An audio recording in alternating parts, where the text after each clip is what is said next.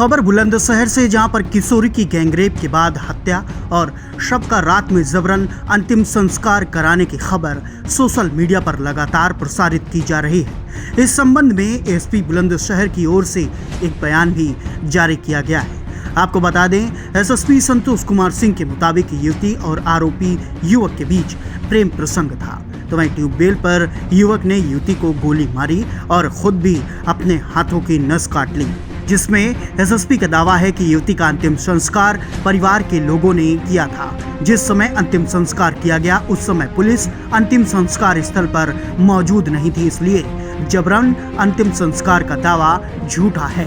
SSP के मुताबिक अंतिम संस्कार के बाद कई तरह के अन्य आरोप परिजनों की ओर से लगाए गए हैं, जिनकी जांच जहांगीराबाद कोतवाली पुलिस कर रही है। जांच में जो भी तथ्य सामने आएंगे उस पर कार्रवाई की जाएगी। अब तक मुख्य आरोपी समेत 2 लोगों को पुलिस गिरफ्तार कर चुकी है। तो वहीं पुलिस पर मनमानी का आरोप लगाकर पीड़ित पक्ष के लोग 25 जनवरी को एसएसपी कार्यालय में जमा हुए थे, जहां धरना भी दिया गया था।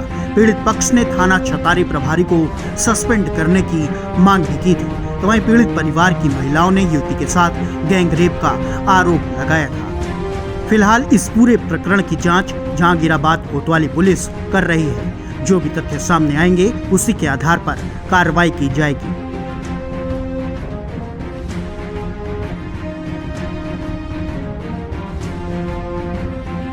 सोशल मीडिया पर कतिपय ट्विटर चलाने वाले लोगों के द्वारा थाना छतारी की एक घटना को बहुत ही गलत तरीके से और बिना तथ्य के अलग अलग तरीके से ट्वीट किया जा रहा है। घटना का क्रम यह है कि 21 जनवरी की घटना है। थाना छतारी के धाराऊ गांव के एक सौरभ शर्मा का प्रेम प्रसंग थाना डिबाई के गालीपुर गांव की एक लड़की के साथ था। उस लड़की का ननिहाल धाराऊ गांव में है, जहां से इन दोनों के बीच संपर्क हुआ था। लड़की ननिहाल में न रह करके अपने मूल गांव गालीपुर में रहती है। दोनों गांव के बीच में लगभग 15-16 किलोमीटर के बीच की दूरी है।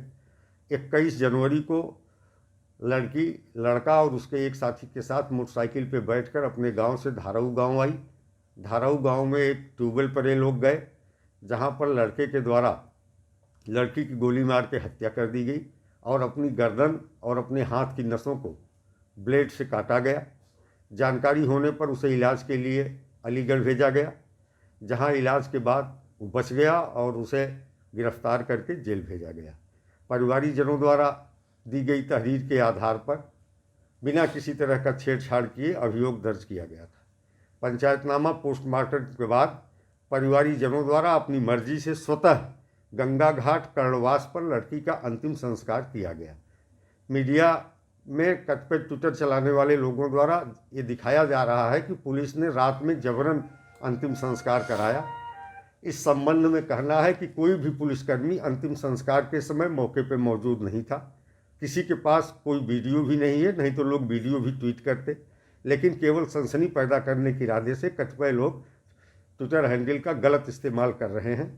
बाद में लड़की के परिवारीजनों द्वारा एक तहरीर दी गई थी, जिसमें कुछ अन्य लोगों को भी अभियुक्त बनाए जाने की बात थी। उनके अनुरोध पर इस मुकदमे की विवेचना थाना छतारी से हटा के इंस्पेक्टर जहांगीराबाद को सुपुर्द की गई। दूसरा लड़का निशांत, जो लगभग 19 साल का है, जो लड़की के साथ उसके गांव गालीपुर डिबाई से मोटरसाइकिल से आया था। मोटरसाइकिल से लाते समय 2 लड़के साथ में थे।